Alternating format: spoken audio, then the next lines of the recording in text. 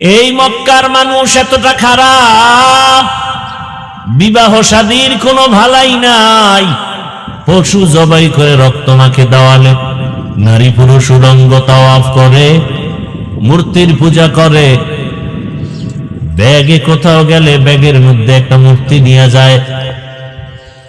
এত ভালোবাসা। আল্লাহ তাআলা এই মানুষকে হেদায়েতের জন্য সর্বশেষ এবং শ্রেষ্ঠ রহমতের নবীকে জমিনে পাঠায় দিলেন। রহমতের নবী মক্কা নগরীতে আসলেন, পরিবর্তন শুরু হয়ে গেল।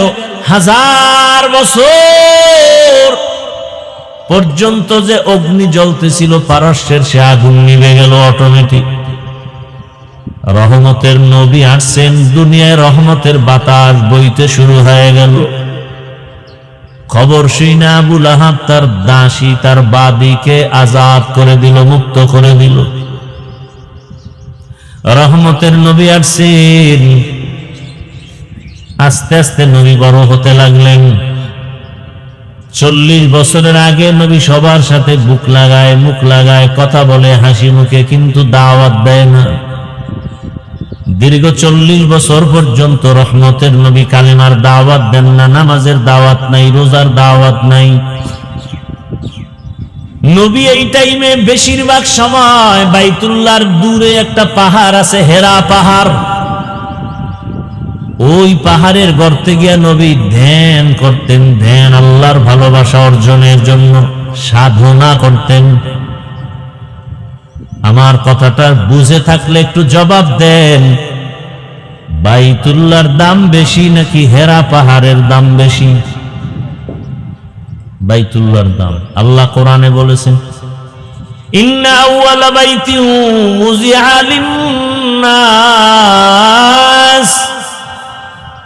লাল্লাযী বিবাক্কাতা মুবারাকান ওয়া হুদা মুবারাকান ওয়া হুদাল লিল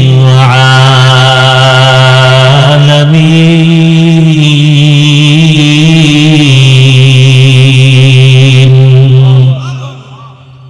বাখা কুরআ কালামুল্লাহ বসনো কদিমাস্তি কদিমাস্তি নইনো।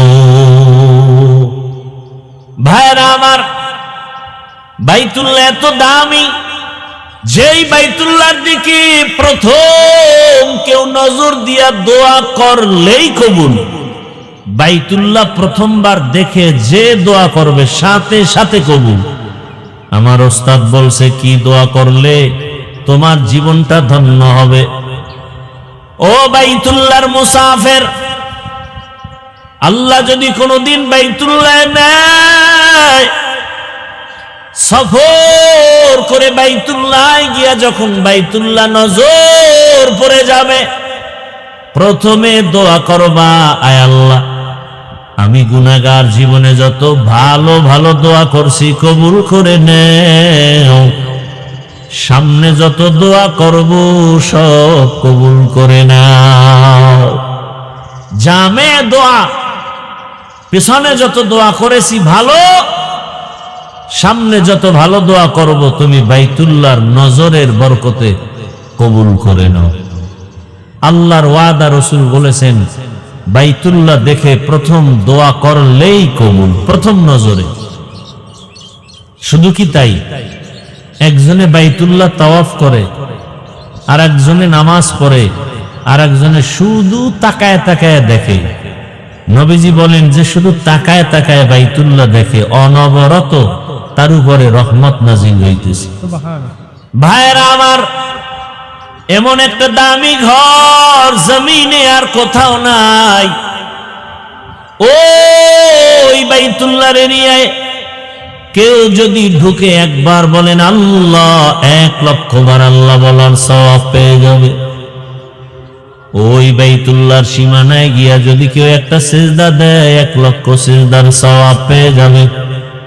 ওই বাইতুল্লাহর সীমানায় যদি একবার সুবহানাল্লাহ বলে, 1 লক্ষ বার সুবহানাল্লাহ বলার সওয়াব হবে। কেমন মায়া ওখানে লাগায় রাখছেন আমার আল্লাহ। রহমতের নবী বাইতুল্লাহ ছেড়ে যখন রাতের আধারে দুশ্মন বাধ্য করছে আর থাকতে দিবে না, আমার আল্লাহ বলেন নবী আপনি হিজরত করে মদিনায় যান। নবী যখন ঘর থেকে বের হইয়া বাইতুল্লাহর সামনে গিয়া দাঁড়াইল, বাইতুল্লাহর ডাক দিয়া কয় রে বাইতুল্লাহ তোরে ছেড়ে যেতে মনে চায় না, মনে চায় না, কারণ আমার জন্মভূমি। কাফের মুশরিক ওই দুশমনেরা বাইতুল্লাহর দিকে ফিরিয়া নামাজ পড়তেও দেয় না, আমারে বাইতুল মাকদিসের দিকে ফিরিয়া নামাজ পড়তে বাধ্য করে। ওই দুশমনেরা এমন বাধ্য করেছে যে আজ আমার বাইতুল্লাহ ছেড়ে যেতে হয়, কিন্তু মনে চায় না আমি বাইতুল্লাহ ছেড়ে চলে যাই। ও বাইতুল্লাহ, তোর দিকে তাকাইয়া থাকলেই তো সওয়াব, তোর পার্শ্বে সিজদা দিলে 1,00,000 সিজদার সওয়াব। মনে চায় না তোর পাথর হজে আসওয়াদে চুমা দিলে গুনাহ টেনে নেয়, তোর পার্শ্বে জমজমের পানি, দুনিয়ার সব বিজ্ঞানীর একমত জমজমের পানির মতো দামি পানি নেই। এমন পানি, দুনিয়ার পানি পান করলে পিপাসা নিবারণ হয়, ক্ষুধা নিবারণ হয় না। জমজমের পানি এত দামি বরকতের পানি, যেই পানি পান করলে শুধু পিপাসা নিবারণ হয় না, ক্ষুধাও নিবারণ হয়ে যায়। শুধু ক্ষুধা নিবারণ হয় না, জমজমের পানি পান করো ইয়াকিনের সাথে, তোমার খানা দানা খেতে হবে না। আহ, রহমতের নবী একটা খেজুর একটু জমজমের পানি পান করে রোজা রাখছেন। জমজমের পানি বরকতি পানি। হাজার হাজার হাজার বছর ওই কূপের থেকে crore crore million trillion billion পানি, হাজি লিটার পানি হাজিরা নিয়ে যায়, কমেও না বাড়েও না। কি মদিনাবাসী, আহ আল্লাহর কুদরত কি! মদিনায় পাইপ দিয়া পানি নেবে, পাইপ কি পানি, কিন্তু পানি যায় না। এখন গাড়ি দিয়ে নেয়, ড্রাম ভর্তি করে নেয়। কেমন আল্লাহর কুদরত! সাহাবায়ে কেরাম জিজ্ঞাসা করলেন ইয়া রাসূলুল্লাহ, জমজম কূপের নিচের সম্পর্ক কোথায়, মাটির সাথে? নবী বলেন হাউজে কাউসারের সাথে। হাউজে কাউসারের সাথে জমজমের সম্পর্ক। যেই হাউজে কাউসারের এক পেয়ালা পানি আমার রসুলের হাতে পান করলে আর পিপাসা থাকবে না। কিন্তু নবী বলেন এর থেকে জমজমের পানি বড় দামি। ও বাইতুল্লাহ, মদিনায় যাইতে মনে চায় না, তোর পার্শ্বে জমজম কূপের পানি, তোর পার্শ্বেই তো মাকামে ইব্রাহিম,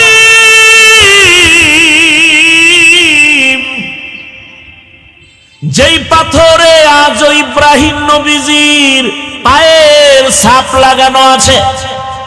সুবহানাল্লাহ না? বেশি করে বিড়ি টানো, ঘুমের ভিতরে মক্কা দেখবা। সুবহানাল্লাহ বলার মতো মন নাই, ও মুখের মধ্যে সারাদিন বিড়ি, গালি, গীবত, শিকায়াত। একই জায়গা দিয়ে সুবহানাল্লাহ আইতে তো সময় লাগে, কতগুলো রাস্তা পার হয়ে আইতে হয়। গীবতের গেট লাগানো, মিথ্যার গেট লাগানো, এটি ধাক্কাইয়া ধক্কাইয়া সুবহানাল্লাহ বাইরে তো অনেক সময়। আর নিজেরে মহাপণ্ডিত মনে করে। আল্লাহ হেদায়াত দান করুন। ওগো নবীর উম্মতেরা,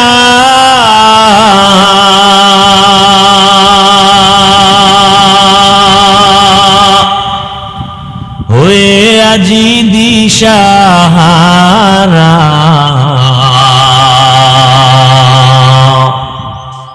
কোরআন হাদিসের চলো যখন যাহা চায় মনে, নবী বিনে কে তরফে পুলসিরত মিজানে, নবী বিনে কে তরফে পুলসিরত মিজানে। উম্মতের কান্ডারি নবী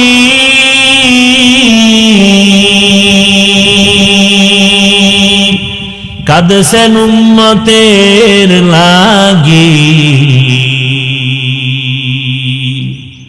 এখনো কাঁদেন নবীজি শুয়ে মদিনার পানে। নবী বিনে কে তরবে পুলসিরত মিজানে, নবী বিনে কে তরবে পুলসিরত মিজানে। নবী আমার জীবন ভরে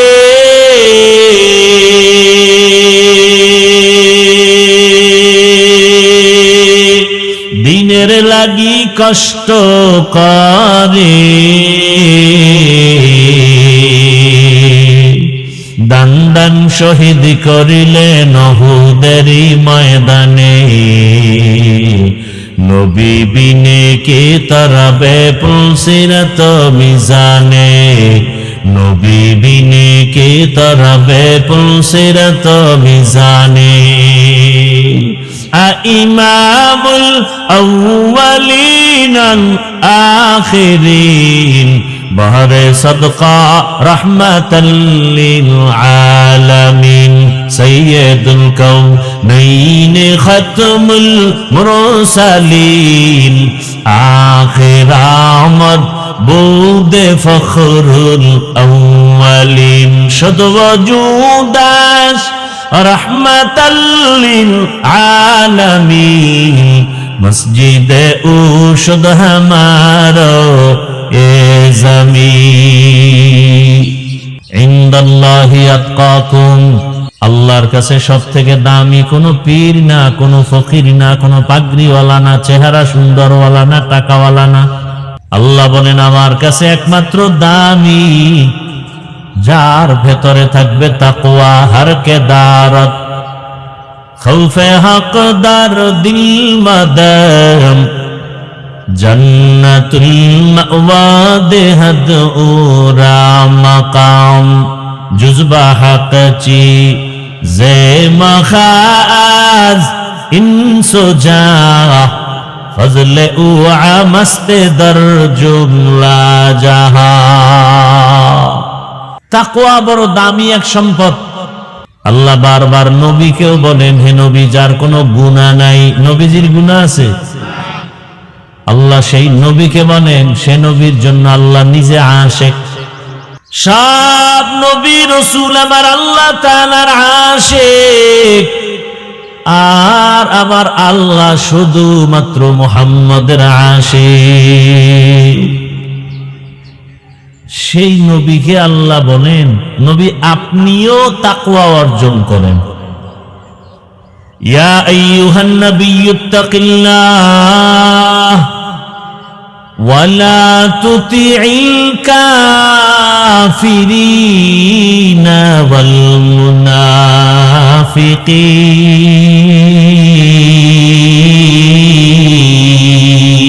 মুনাফিকিন।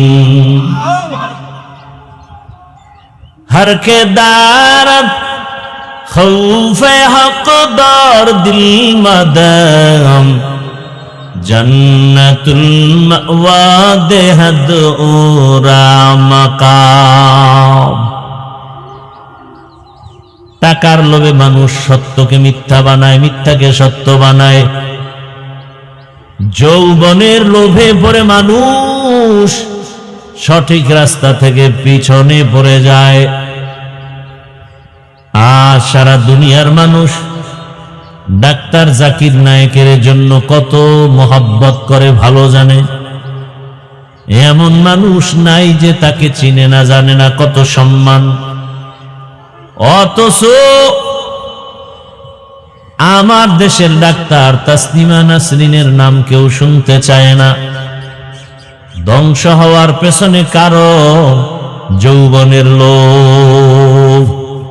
কিসের লোভ?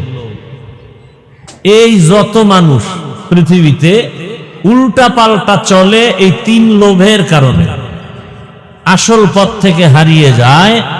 হয়তো সম্পদের লোভে, না হয় ক্ষমতার লোভে, না হয় যৌবনের লোভে সত্যটাকে মিথ্যা বানায়, মিথ্যাটাকে সত্য বানায়। ভাই ভাইকে মেরে ফেলে, এই ঘটনা আমার দেশে নাই। কিসের লোভ? টাকার লোভ, ক্ষমতার লোভ। স্ত্রী স্বামীকে হত্যা করে, মা বাপ সন্তানকে হত্যা করে, সন্তান মা বাবাকে হত্যা করে, বউ যুবক যুবতীকে হত্যা করে যৌবনের লোভে।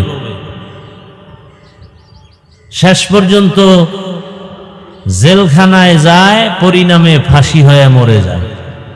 আমও গেল, সালাও গেল। আমি যে আয়াতের তর্জমাটা করেছি, আল্লাহর কাছে পশুর রক্ত গোশত পৌঁছে না, আল্লাহর কাছে পৌঁছে কি? আমাদের তাকওয়া। তাকওয়া মানে ভয়। কার ভয়? আল্লাহর ভয়ের মূল কথা গুনাহ থেকে নিজেকে বাঁচায় রাখা। তাকওয়া মানে বেশি বেশি জিকির করা নয়, বেশি বেশি তেলাওয়াত করা না, নামাজ পড়া না। তাকওয়া মানেই হলো গুনাহ থেকে বেঁচে থাকা। আর তাকওয়া আল-ইহতিরাজ আনিল মাসিয়া। قال النبي صلى الله عليه وآله وسلم اتق المحارم تكن أعبد الناس। রহমতের নবী বলেন, গুনাহ থেকে নিজেকে বাঁচাও। যদি তুমি আল্লাহর নিষিদ্ধ জিনিস থেকে নিজেকে বাঁচায় চলতে পারো, দুনিয়াতেও তোমার সম্মান বেড়ে যাবে, আখিরাতের ময়দানেও সম্মান বেড়ে যাবে। তাকওয়া মানে গুনাহ থেকে নিজেকে বাঁচাও। হাত দিয়া তুমি ধরবা, তবে ধরার ক্ষেত্রেও সীমানা দেওয়া আছে, সীমানার বাইরে গিয়া হাত লাগায়ও না। আল্লাহর ভয়। চোখ দিয়া তুমি তাকায়া তাকায়া দেখবা, দেখার মধ্যে সীমানা দেওয়া আছে, বাইরে তাকায়া দেখিও না। আল্লাহ চোখ দিছেন, মা বাবারে তাকায়া দেখো সওয়াব। দুটো চোখ দিয়ে আল্লাহর কোরআন তাকায়া দেখবা সওয়াব। আল্লাহর ঘর বাইতুল্লাহ দেখবা সওয়াব। এই চোখ দিয়া কোরআন তাকায়া দেখবা সওয়াব। উলামায়ে আহলে হক, যে আলেমের বয়ান শুনলে, যার কাছে বসলে আখিরাতের কথা মনে হয়, আমলের জন্য দিল তৈরি হয়, এমন আহলে হক ওলামাদের চেহারা দেখবা সওয়াব। কিন্তু আজ তুমি চোখ দুইটা দিয়া মা বাবাকেও মায়ার নজরে দেখো না, বাইতুল্লাহ দেখো না, কোরআন দেখো না, আলেম দেখো না। তুমি যখনই সময় পাও মোবাইলে তাকায় তাকায় কবিরা গুনাহ করে কাটাও। আর তুমি বলো শান্তি আসে না কেন? আমার সন্তানের উপরে বিপদ কেন? আমার ব্যবসার উপরে বিপদ কেন? ওরে বিপদ যেই পরিমাণ আসার প্রয়োজন ছিল, তার 1000 কোটি ভাগের 1 ভাগও আসে নাই। নবীদের উপরে এত পরিমাণ বিপদ। আল্লাহ পরীক্ষা নিছেন পয়গম্বর ইব্রাহিম আলাইহিস সালাম। তার নমুনা বর্তমান সামনে কোরবানি। কোরবানি আদম নবী থেকেই শুরু হয়েছে, তবে আমরা বাস্তবে যা বেশি বেশি অনুসরণ করি ইব্রাহিম নবী। বাইতুল্লাহ হাজী সাবরা হজে গিয়া মক্কায় যত আহকামাত পালন করেন, 3 ব্যক্তির স্মৃতি স্মরণ করা হয়। ইব্রাহিম আলাইহিস সালাম, ইসমাঈল আলাইহিস সালাম, আম্মা জান হাজেরা আলাইহিস সালাম। আল্লাহ রাব্বুল আলামিন জমিনটা বানাবার পরে একটা ঘর বানাইলেন বাইতুল্লাহ। আল্লাহ তাআলা বাইতুল্লাহ বানানোর পর হজের এলান করার জন্য ইব্রাহিম নবীকে আদেশ দিলেন। ক্রমান্বয়ে ইব্রাহিম নবী দাওয়াত দিয়া এইবার সন্তান ইসমাইল সহ বাইতুল্লাহ নির্মাণ করেছেন। এই বাইতুল্লাহ নির্মাণ করার পর ইব্রাহিম নবী হজের এলান করেছেন। আর পয়গম্বর ইব্রাহিমের এলানে যারা লাব্বাইক বলেছে তারা হজ না করে কবরে যাবে না। এরে আল্লাহর গোলাম, ইব্রাহিম নবী চলে গেলেন, ইসমাইল নবী চলে গেলেন। শেষ পর্যায়ে ঈসা নবীর আগমন। ঈসা নবী আল্লাহ তাআলা আকাশে উঠায় নিলেন। ঈসা নবী বিদায়ের পরে রহমতের নবীর মাঝখানে 500 বছর পর্যন্ত কোনো নবী নাই। মানুষগুলো আল্লাহর ইবাদত বাদ দিয়া সব মূর্তি পূজায় লিপ্ত হয়ে গেল। শুধু তাই না, বাইতুল্লাহর মধ্যে 360টা মূর্তি ঢুকায়া দিল। মূর্তি পূজা শুরু হয়েছে আদম আলাইহিস সালাম জমিন থেকে বিদায় হওয়ার 600 বছর পরে।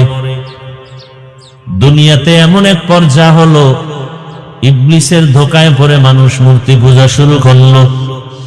জমিনে এমন একটা মানুষ ছিল না যে মূর্তি পূজা করে নাই। মূর্তি সামনে নিয়া খোদা খোদা বলে সম্মান করত আর কিছু চাইতো। 600 বছর মূর্তি পূজা চলতে থাকলো।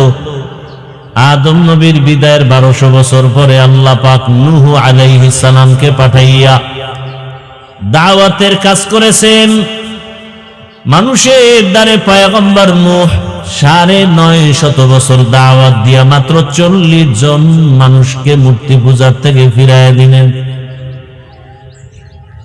এই মূর্তি পূজা শুরু হয়েছে আদম আলাইহিস সালামের ইন্তেকালের 600 বছর পর। ক্রমান্বয়ে কমে আবার বাড়ে। রহমতের নবী আসার আগে 500 বছরে জমিনে কোনো মুরব্বী নাই। মক্কা মানুষ বড় দামি, মুশরিক হলেও বেঈমানরাও মক্কাটারে সম্মানের নজরে দেখত। বাইতুল্লাহ এমন এক সম্মানের ঘর। মক্কার মানুষ ওই সময় এত খারাপ, ইতিহাসের মধ্যে লেখে মক্কার মতো খারাপ মানুষ দুনিয়ার কোথাও ছিল না। এত খারাপ, এরা নিজেরা নারী আর পুরুষ উলঙ্গ হয় বাইতুল্লাহ তাওয়াফ করে। কেন? বলে আমরা যে গুনাহ করি কাপড় চুপুর পরে, এই কাপড় নিয়ে বাইতুল্লাহ পবিত্র, ওখানে যাওয়া যায় না। এই জন্য কাপড় চুপুর খুলে নারী পুরুষ একসাথে বাইতুল্লাহ যায়, তাওয়াফ করে। নাপাক কাপড় নিয়ে যাবে না। এটা কেমন হইল? একজনে পাগড়ির ফজিলতের বয়ান শুনে লঙ্গি খুলে পাগড়ি বাঁধল। এটা যেমন হয়, বাইতুল্লাহর মতো পবিত্র ঘরে নাপাক কাপড় নিয়ে যাওয়া যাবে না মনে করে সব খুলে উলঙ্গ হয়ে বাইতুল্লাহর পার্শ্বে যায়। কতটা নিকৃষ্টতম জাহেল! এবং এরা পশু জবাই করে আর রক্তগুলো বাইতুল্লাহর দেওয়ালে মাখে, মনে করে এটাই আমাদের সফলতা। আল্লাহ আয়াত নাজিল করে দিলেন, এই মক্কার মানুষ এতটা খারাপ, বিবাহ শাদীর কোনো ভালাই নাই। পশু জবাই করে রক্ত মাখে দেওয়ালে, নারী পুরুষ উলঙ্গ তাওয়াফ করে, মূর্তির পূজা করে। ব্যাগে কোথাও গেলে ব্যাগের মধ্যে একটা মূর্তি নিয়ে যায়। এত ভালোবাসা! আল্লাহ তাআলা এই মানুষকে হেদায়েতের জন্য সর্বশেষ এবং শ্রেষ্ঠ রহমতের নবীকে জমিনে পাঠায়া দিলেন। রহমতের নবী মক্কা নগরীতে আসলেন, পরিবর্তন শুরু হয়ে গেল। 1000 বছর পর্যন্ত যে অগ্নি জ্বলতেছিল পারস্যের, সে আগুন নিভে গেল অটোমেটিক। রহমতের নবী আসছেন, দুনিয়ায় রহমতের বাতাস বইতে শুরু হয়ে গেল। খবর শুনে আবু লাহাব তার দাসী তার বাদীকে আজাদ করে দিল, মুক্ত করে দিল। রহমতের নবী আসছেন। আস্তে আস্তে নবী বড় হতে লাগলেন। 40 বছরের আগে নবী সবার সাথে বুক লাগায় মুখ লাগায় কথা বলে হাসি মুখে, কিন্তু দাওয়াত দেয় না। দীর্ঘ 40 বছর পর্যন্ত রহমতের নবী কালেমার দাওয়াত দেন না, নামাজের দাওয়াত নাই, রোজার দাওয়াত নাই। নবী এই টাইমে বেশিরভাগ সময় বাইতুল্লাহর দূরে একটা পাহাড় আছে, হেরা পাহাড়, ওই পাহাড়ের গর্তে গিয়া নবী ধ্যান করতেন। ধ্যান আল্লাহর ভালোবাসা অর্জনের জন্য সাধনা করতেন। আমার কথাটা বুঝে থাকলে একটু জবাব দেন, বাইতুল্লাহর দাম বেশি নাকি হেরা পাহাড়ের দাম বেশি? বাইতুল্লাহর দাম। আল্লাহ কোরআনে বলেছেন, ইন্না আউয়ালা বাইতিন উযিআ লিন-নাস লাল্লাযী বিবাক্কাতা মুবারাকান ওয়া হুদা মুবারাকান ওয়া হুদাল লিল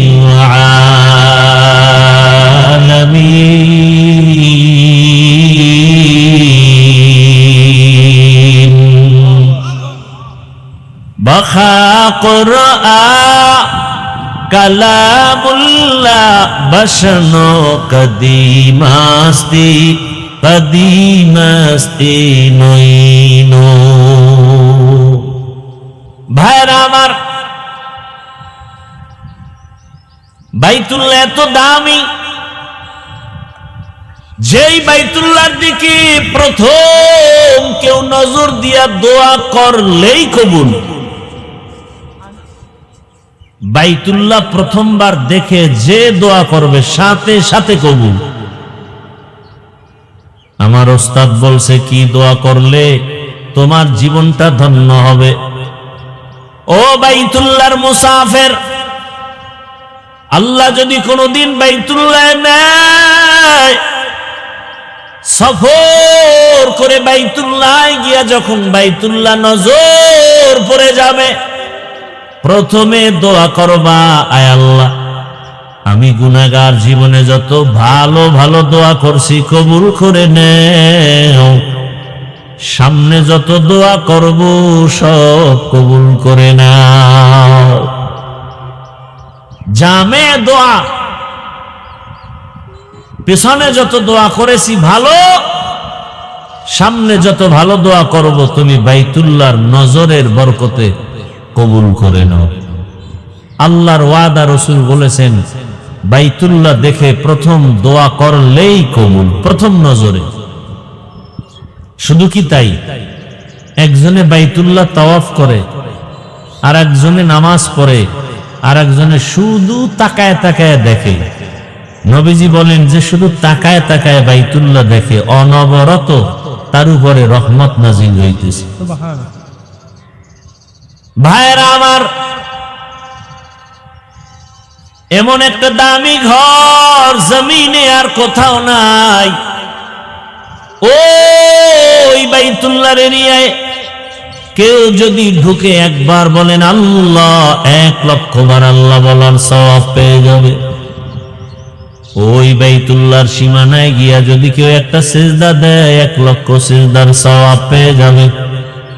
ওই বাইতুল্লাহর সীমানায় যদি একবার সুবহানাল্লাহ বলে, 1 লক্ষ বার সুবহানাল্লাহ বলার সওয়াব হবে।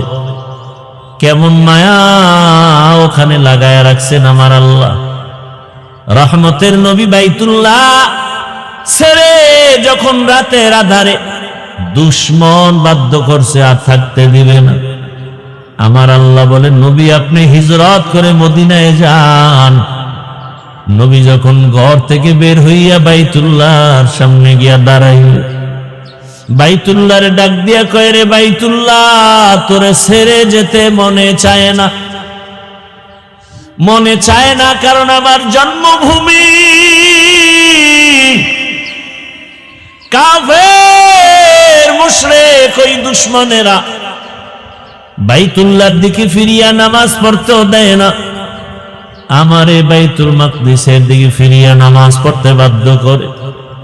ওই দুশমনেরা এমন বাধ্য করেছে যে আজ আমার বাইতুল্লাহ ছেড়ে যেতে হয়, কিন্তু মনে চায় না আমি বাইতুল্লাহ ছেড়ে চলে যাই। ও বাইতুল্লাহ, তোর দিকে তাকাইয়া থাকলেই তো সওয়াব। তোর পার্শ্বে সিজদা দিলে 1,00,000 সিজদার সওয়াব। মনে চায় না তোর পাথর হজরে আসওয়াদে চুমা দিলে গুনাহ টেনে নেয়। তোর পার্শ্বে জমজমের পানি, দুনিয়ার সব বিজ্ঞানীর একমত জমজমের পানির মতো দামি পানি নেই। এমন পানি, দুনিয়ার পানি পান করলে পিপাসা নিবারণ হয়, ক্ষুধা নিবারণ হয় না। জমজমের পানি এত দামি বরকতের পানি, যেই পানি পান করলে শুধু পিপাসা নিবারণ হয় না, ক্ষুধাও নিবারণ হয়ে যায়। শুধু ক্ষুধা নিবারণ হয় না, জমজমের পানি পান করো ইয়াকিনের সাথে, তোমার খানা দানা খেতে হবে না। রহমতের নবী একটা খেজুর, একটু জমজমের পানি পান করে রোজা রাখছেন। জমজমের পানি বরকতি পানি। হাজার হাজার হাজার বছর ওই কূপের থেকে crore crore million trillion billion পানি, হাজি লিটার পানি হাজিরা নিয়ে যায়, কমেও না বাড়েও না। কি মদিনাবাসী, আল্লাহর কুদরত কি! মদিনায় পাইপ দিয়া পানি নেবে, পাইপ, কি পানি, কিন্তু পানি যায় না। এখন গাড়ি দিয়ে নেয়, ড্রাম ভর্তি করে নেয়। কেমন আল্লাহর কুদরত! সাহাবায়ে কেরাম জিজ্ঞাসা করলেন, ইয়া রাসূলুল্লাহ, জমজম কূপের নিচের সম্পর্ক কোথায়? মাটির সাথে? নবী বলেন, হাউজে কাউসারের সাথে। হাউজে কাউসারের সাথে জমজমের সম্পর্ক। যেই হাউজে কাউসারের এক পেয়ালা পানি আমার রসুলের হাতে পান করলে আর পিপাসা থাকবে না। কিন্তু নবী বলেন, এর থেকে জমজমের পানি বড় দামি। ও বাইতুল্লাহ, মদিনায় যাইতে মনে চায় না, তোর পার্শ্বে জমজম কূপের পানি, তোর পার্শ্বেই তো মাকামে ইব্রাহিম,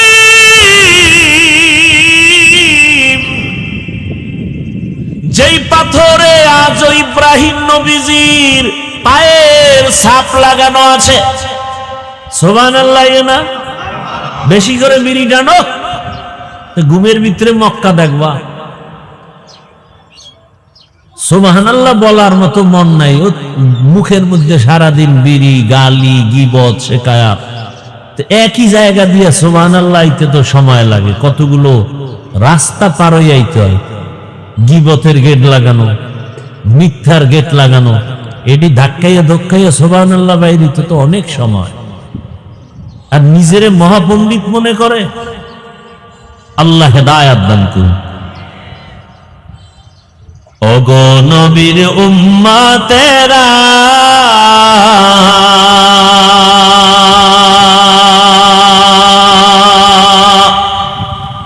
হয়ে আজি দিশাহারা,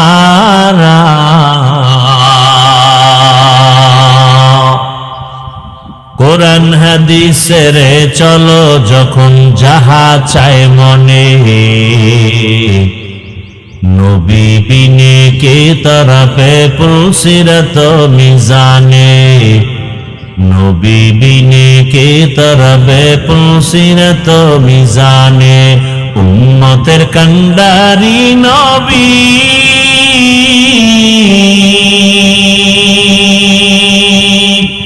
কাঁদছেন উম্মতের লাগি।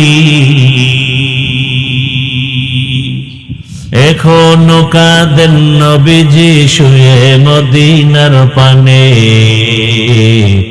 নবী বিনে কে তারাবে পৌঁছিরাত মিজানে, নবী বিনে কে তারাবে পৌঁছিরাত মিজানে। নবী আমার জীবন ভরে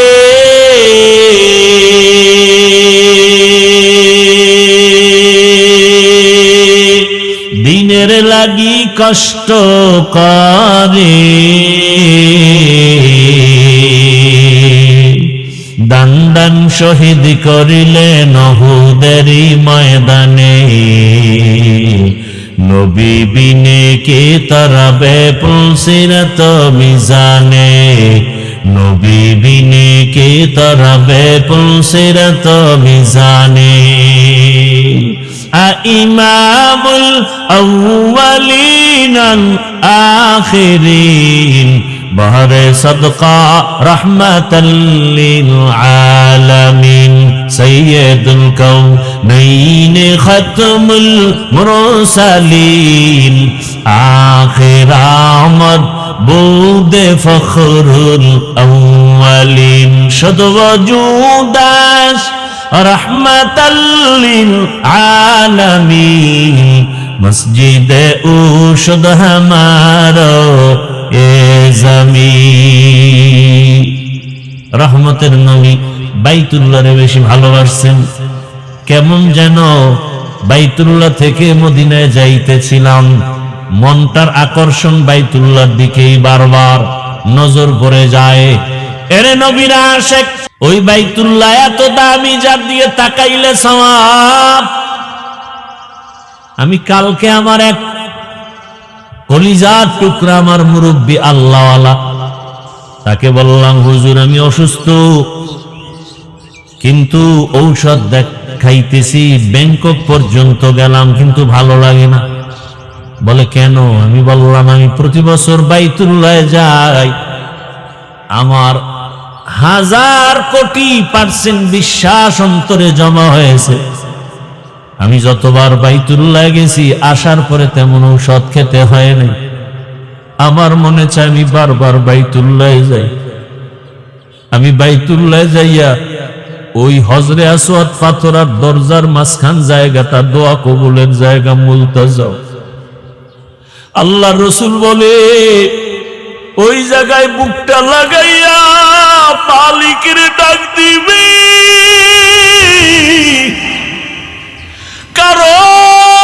কারণ ওই জায়গায় ইব্রাহিম নবীর বুকটা লাগানো আছে,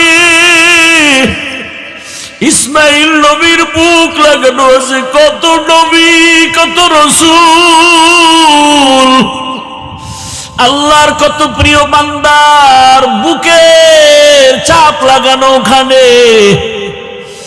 ওই বাইতুল্লাহর দরজা আর হজরে আসওয়াদ পাথরের মাঝখান জায়গায় বুকটা লাগা ডাক দিবি, ও দয়ার মালিক, আমারে এমন রোগে পাইছে যার ঔষধ নাই, তুমি মুক্তি করে দাও। আমি খোদার কসম করে বলি, এই 2-3 বছর আমি বাইতুল্লাহ যাইয়া আসি, আমার ঔষধ খাওয়া লাগে না, তেমন অসুস্থ হই না। কিন্তু আমার মনে চায় আমি ব্যাংকক পর্যন্ত ঘুরেছি, আর জীবনে কোথাও ডাক্তার দেখাইতে যাব না।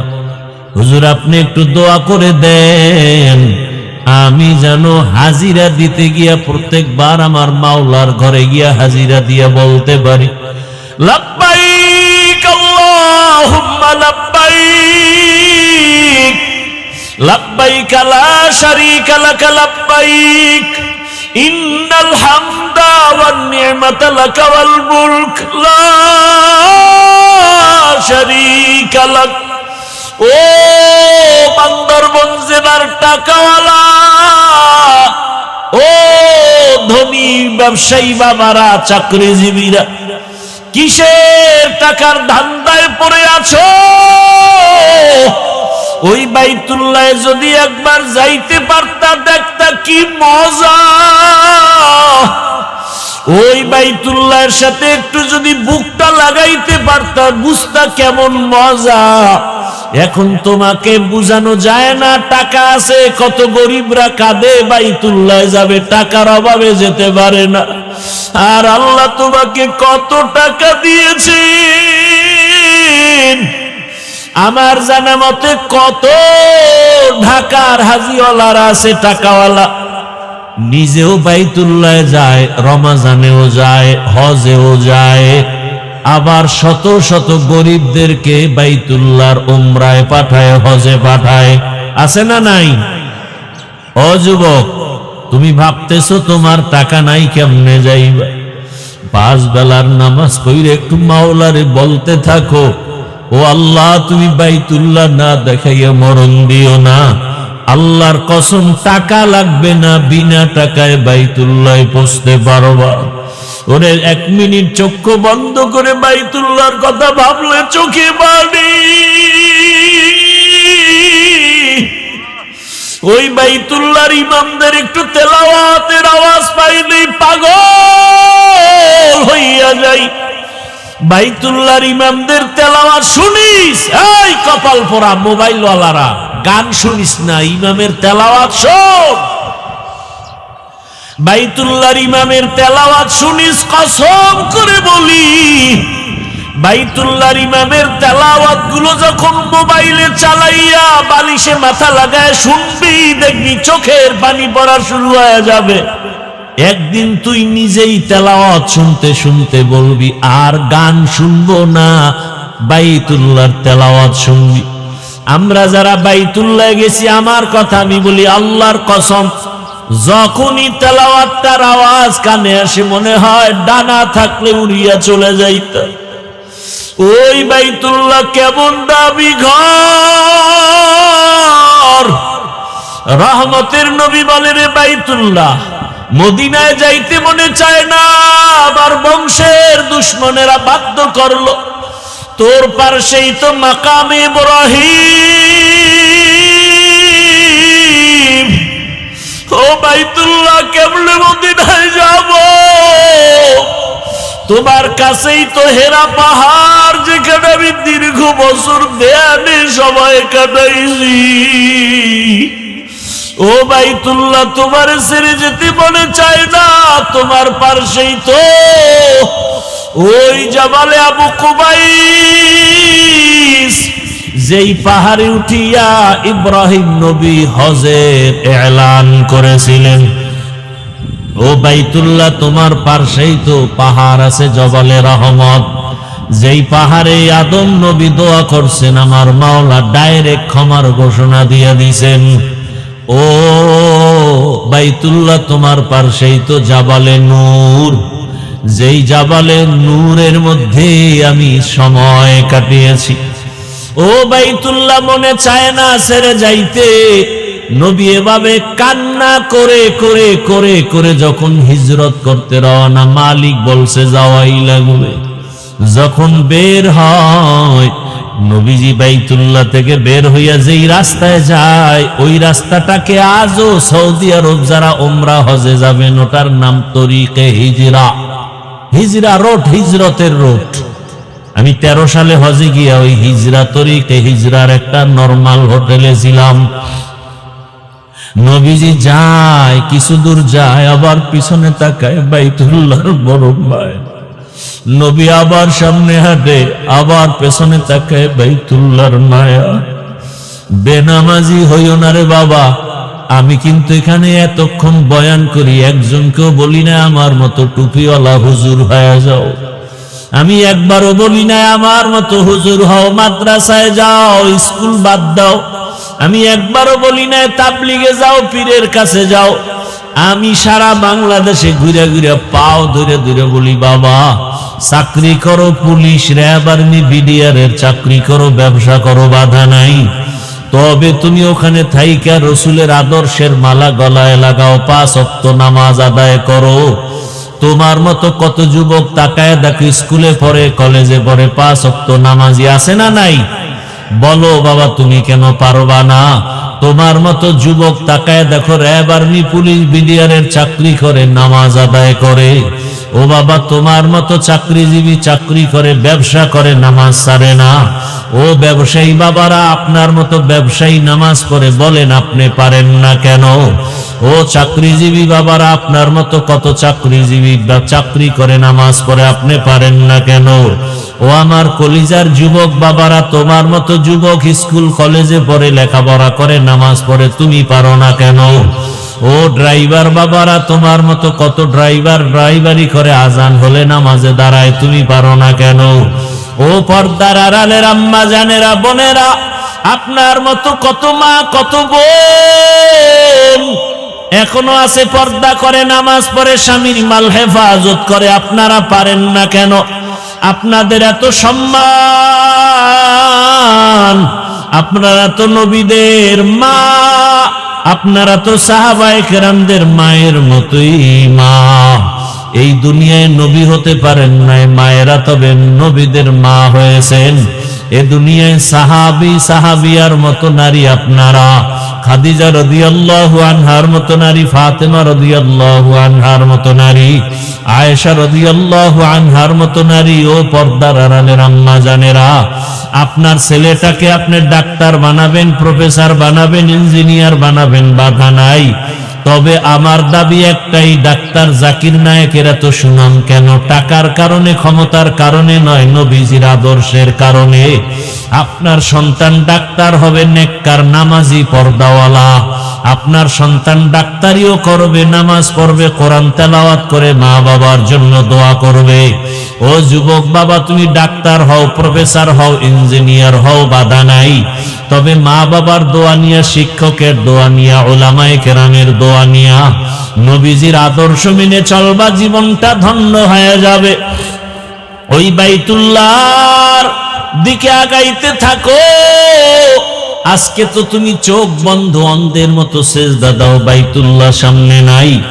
যেদিন বাইতুল্লাহর সামনে গিয়ে একটা সেজদা দিবা, মনে হয় যেন তোমার জীবনের শ্রেষ্ঠ সেজদা হবে।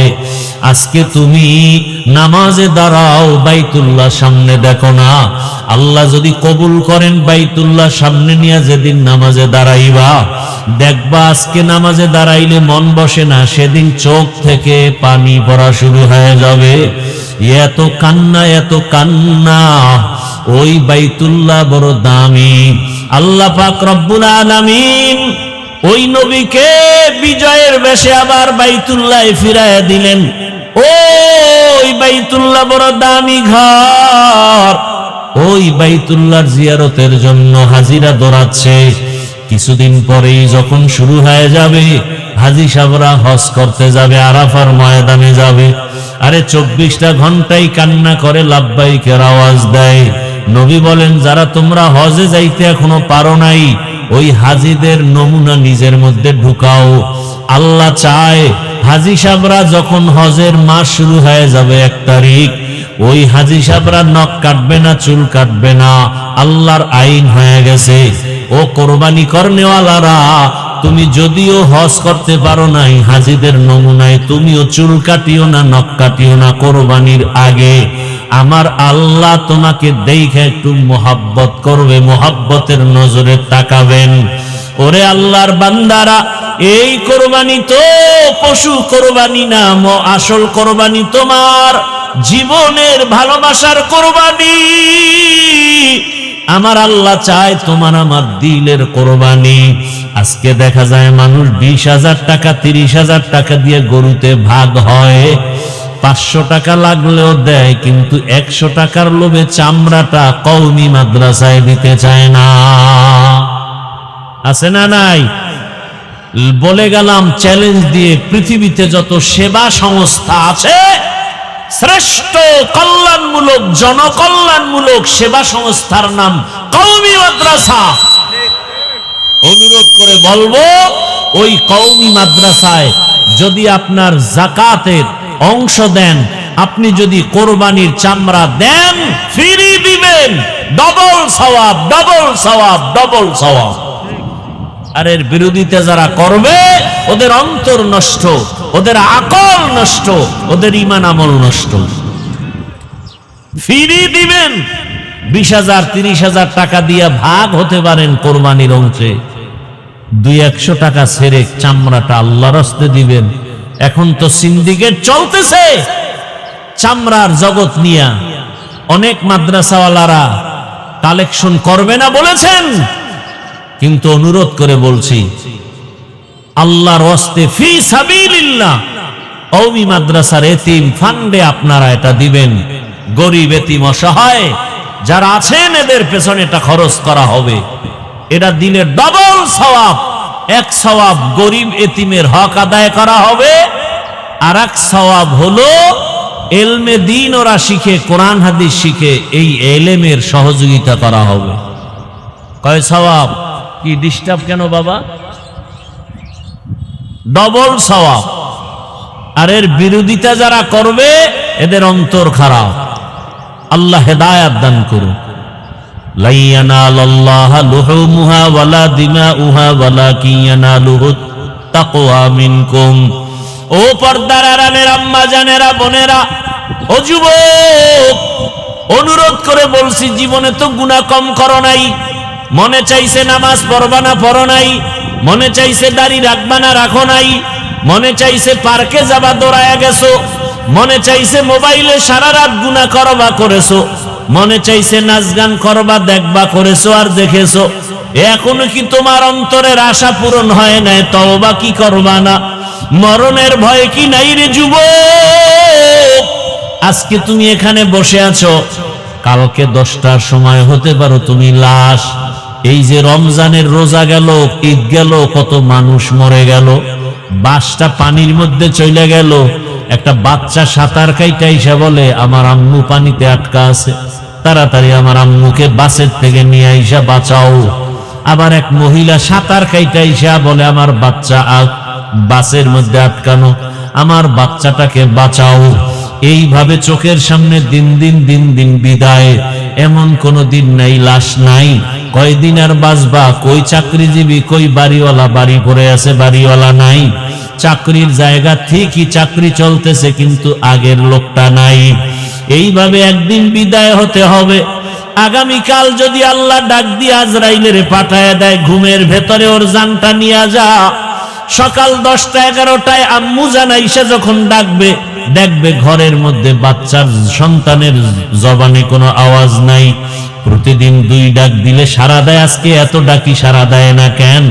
দরজা খুইলা মা সন্তানের হাত, বডির মধ্যে হাতটা টাচ করে দেখে পুরো শক্ত, বরফের মতো ঠান্ডা। মা পাগলনির মতো হয়ে চিৎকার দিয়া বলবে, খবর হয়ে গেছে, আমার ছেলেটার দুনিয়ায় বাঁচিয়া নাই। ও যুবক বাবারা, একটু চিন্তা করো, ঘুমের মধ্যেও কত মরণ হয়ে যায়। ও পর্দার আড়ালের মা বোনেরা, কয়দিন আর দুনিয়ায় বাঁচবেন, কখন মরণ হবে জানা নাই। এখনো সময় আছে, তওবা করেন। ওই মা ডাক দিয়া স্বামীকে ডাকবে, ও যুবক, আল্লাহ কুদরতের দরজা খুলে দিলে তুমি দেখবা বাবাও কাঁদতেছে আর বলতেছে আমার সন্তান নাই। মা কাঁদবে আর বলবে আমারে আর মা বলে ডাক দেওয়ার কেউ নাই। অনেকে মা বাবা গ্রামে সারিয়া এই পার্বত্য অঞ্চলে আইসা থাকে, মায়ের খবর পর্যন্ত নিতে পারে না। এই কোরবানিতে জানো না, মা তোমারে রেখে গোশত খায় না। মা তাকায় থাকে সন্তান কখন আসবে, ওর মুখে আগে দিয়া তারপরে আমি খাবো। একটা সন্তানের প্রতি মা বাবার এত মায়া, যেগুলো বুঝাবার কোনো ভাষা নাই রে বাবা। তুমি যেদিন মা বাবা হবা সেদিন তোমার বুঝে আসবে। ও বোনেরা, মায়েরা, পর্দার আড়ালের আমার যুবক বাবারা, বৃদ্ধ বাবাজিরা, ওই বাবায় টেলিফোন করা শুরু করবে, ইমাম সাহেব আমার ছেলেটা মরে গেছে, আপনি জানা দিয়া কোথাও যাবেন না। তুমি দেখতে থাকবা, এক দলকে পাঠাবে বাজারে যাও কাফন কেনার জন্য, আর এক দলকে বলবে কবর খনন করার জন্য বাঁশবাগানে দৌড়াও, আর এক দলকে বলবে ঘরের পেছনে গরম পানি মশারি টানাও। আজকে আমি বলি আমার বাড়ি, আমার গাড়ি, আমার সব, কিন্তু জানোনি আমার গায়ের জামাটা বেলেট দিয়া কেটে কেটে রেখে দিবে। আমার হাতের ঘড়ি আর একজনে দিয়া বলবে এটা আমার হাফিজুর রহমানের ঘড়ি না। এইভাবে যখন লাশটা তোমার আমার ঘর থেকে নামাইয়া গরম পানি দিয়া গোসল করাইয়া যখন সাদা কাপনের প্যাকেট বানাইয়া খাটের মধ্যে উঠাবে, এইবার জানাজার ময়দানে নিয়ে যাবে, মা জানালা দিয়া চিল্লায় বলবে, আমার বাবারে তোমরা কোথায় নিয়ে যাও? বলবে জানাজা দিয়া চিরবিদায়, আর ঘরে আসবে না, কবরে রাখা হবে। মা বলে, বিদায় বেলা শেষবারের মতো একটু চেহারাটা দেখাইয়া দাও, আমার বাবার জীবনে আর দেখবো না, আমার বাবাই কই? ও আমার যুবকেরা, ওই মা বাবার সাথে বেয়াদবি করিস না। আল্লাহর কসম, ওই মা বাবার দোয়া ছাড়া আমি হাফিজুর রহমান এই চেয়ারে বসতে পারি না রে বাবা। ওই মা বাবার চোখের পানি আর দোয়ার কারণে তুমি টাকার মালিক, বাড়ির মালিক, গাড়ির মালিক, সম্মানের চেয়ারের মালিক। ওই মা বাবার কথা কেমনে ভুলে গেছো? তোমারে পরীক্ষার হলে পাঠাইয়া মা কান্না করে করে দোয়া করছে, আল্লাহ আমার ছেলেটার পরীক্ষায় কামিয়াবি দান করো। তোমার মা কত কান্না করেছে। ওই মা বাবার জন্য কি তুমি এক ফোঁটা চোখের পানি ফেলতে পারবা না? আল্লাহর কাছে 2 ফোঁটা চোখের পানি ছেড়ে দোয়া করো। আর যার মা বাবা বেঁচে আছে, এই রত্ন হারাইও না, পাইলেই দেখা হলেই দোয়া চাইও। বাবারে বলিও, বাবা মনে কষ্ট নিবা না, জীবনে বহু অন্যায় করেছি। মরে যুবকরা যারা গোপনে গিয়া মায়েরে কাঁদাইছো, কত কষ্ট দিয়েছো, অনুরোধ করি বাসায় যাইয়া মায়ের হাতটা ধইরা ক্ষমা চাইয়া নিও। আর মাকে বলিও, মা ওয়াজের প্যান্ডেলে তওবা করে আসছি, আর গুনাহ করব না। কিন্তু দুঃখ, অনেকে কান্না করলো, আমার চোখে পানি নাই, গুনার কারণে আল্লাহ বেজার হয়ে গেছে। মা তুমি আমার উপরে বুঝি বেজার? আমার মাথায় হাতটা দিয়া দোয়া করে দাও, আর কোনোদিন বেয়াদবি করব না। মাকে যদি বলতে পারো, দেখবা মায়ের চোখে পানি। মা বলবে, বাবা মাথায় হাতটা দিয়া ডাকবে, ও আরশে আজিমের মালিক, আমার কলিজার সন্তানটারে তুমি কবুল করিয়া নাও। ও বাবা, ওই জানাজা পড়াইয়া যখন কবরের দেশে নিয়ে যাবে, এমন জায়গা যেখানে দিনের বেলাও কেউ যায় না, ভয় লাগে। আজকে আমার ডানে বামে, তোমার ডানে বামে কত ভক্ত বৃন্দের অভাব নাই। একা একা চলতে পারো না, কত গার্ড আইসা তোমারে আগায় দেয়। কবরে রাখার পরে এমন হালাত হবে, মাটি পাড়ায়া পাড়ায়া দিয়া যখন বিদায় হবে, ওই কবরে কেউ নাই, অন্ধকার কবরে। তখন ডানে মাটি, বামে মাটি, উপরে নিচে মাটি। 2 জন ফেরেশতা প্রশ্ন করতে আসবে, রবের পরিচয় দাও, ধর্মের পরিচয় দাও, রাহমাতুল লিল আলামিনের পরিচয় দাও। যারা দুনিয়াতে নবীর তরিকা মেনে, আল্লাহর হুকুম মেনে নামাজ আদায় করবে, দাড়ি রাখবে, পর্দা করবে, আল্লাহর পক্ষ থেকে ওরা জবাব দিতে পারবে। আর আল্লাহ খুশি হয়ে কুদরতের আওয়াজ দিয়া বলবে, কবরটা বেহেশতের বিছানা দিয়া দাও। কিন্তু কপাল পোড়া আমরা যারা বেনামাজি, নামাজ ঠিক মতো পড়ি না, গুনাহ করি, দাড়ি নাই, নামাজ নাই, পর্দা নাই, মা বাবার সাথে ভালো ব্যবহার নাই, এই বেনামাজি অবস্থায় যদি কবরের ডাক আসিয়া যায়, ওই কবরে যখন প্রশ্ন করা হবে, বেনামাজি একটা জবাব দিতে পারবে না, বারবার বলবে, হা হা লা আদরি, আফসোস আমি কিছুই জানি না, কিছুই জানি না। নবীজি বলেন, আমার আল্লাহর কুদরতের আওয়াজ, ও ফেরেশতা, এই নাফরমানকে আর সুযোগ দেওয়া হবে না, ওই কবরে জাহান্নামের আগুন জ্বালা দাও। ওই কবরের মাটি 2 পার্শ্ব থেকে জোরে জোরে চাপ দিবে। আম্মা জান আয়েশা রাদিয়াল্লাহু তাআলা আনহা বলে, আমি প্রায় সময় দেখতাম আমার রাসূল আমার রুমে বসে গুনগুন করে কান্না করতেন। আমি মাঝে মাঝে জিজ্ঞাসা করতাম, ইয়া রাসূলুল্লাহ, আপনি আমার রুমে বসে কান্না করেন কেন? মায়ার নবী কান্না করতেন আর বলতেন, আয়েশা, হাসরের মাঠে কঠিন অবস্থার কথা মনে পড়লে আমি চোখের পানি রাখতে পারি না। যে এমন কঠিন হবে, নবীরা পর্যন্ত উম্মতের কথা ভুলিয়া নিজেদের জন্য কান্না করবেন। মুসা নবী কাঁদবেন, ঈসা নবী কাঁদবেন, ইব্রাহিম নবী কান্না করবেন। ওই সময় উম্মতেরাও পাগলের মতো দৌড়াবে। সূর্যের গরম সহ্য করা যায় না, জাহান্নামের আওয়াজ সহ্য করা যায় না। কোথায় যাবে সুপারিশের জন্য? যেখানে যাবে নিরুপায় হয়ে যাবে, ব্যর্থ হইয়া। সর্বশেষ এরা মুহাম্মদের তালাশ করবে কোথায় পাওয়া যায়। আম্মা জান আয়েশা বলেন, ইয়া রাসূলুল্লাহ, কঠিন সময় আপনাকে কোথায় পাওয়া যাবে? নবী বলেন, আমি আমার মাওলার দরবারে মাকামে মাহমুদে সেজদায় পড়ে কাঁদবো।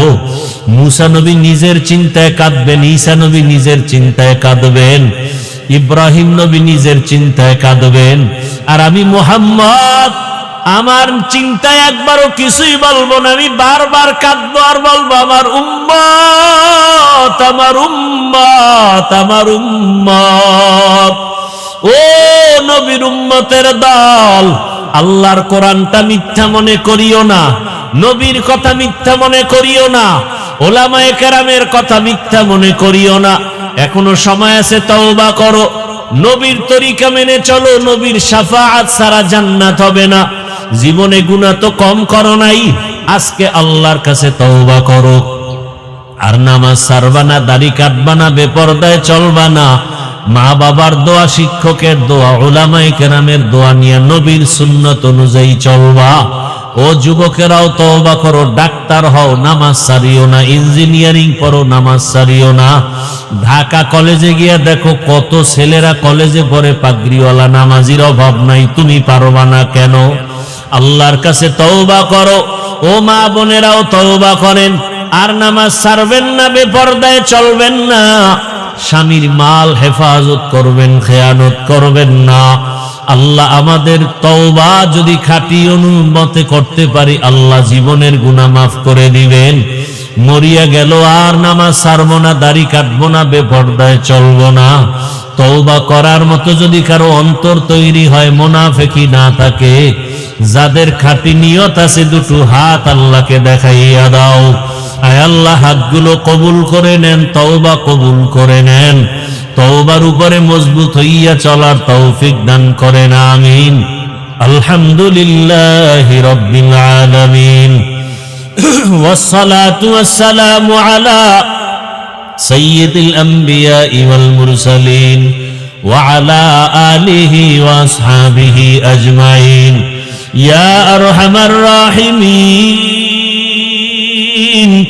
يا أرحم الراحمين يا أرحم الراحمين رب ارحمهما كما ربياني صغيرا اللهم إنك عفو كريم تحب العفو فاعف عنا اللهم إنا نسألك رضاك والجنة ونعوذ بك من سخطك والنار اللهم إنا نعوذ بك من البرص والجنون والجذام وسيء الأسقام اللهم اجعلني من المستجابين للدعوات ও দয়ার মালিক, আমরা গুনার বোঝা নিয়ে আপনার দরওয়াজায় হাজির। মেহেরবানি করে আমাদের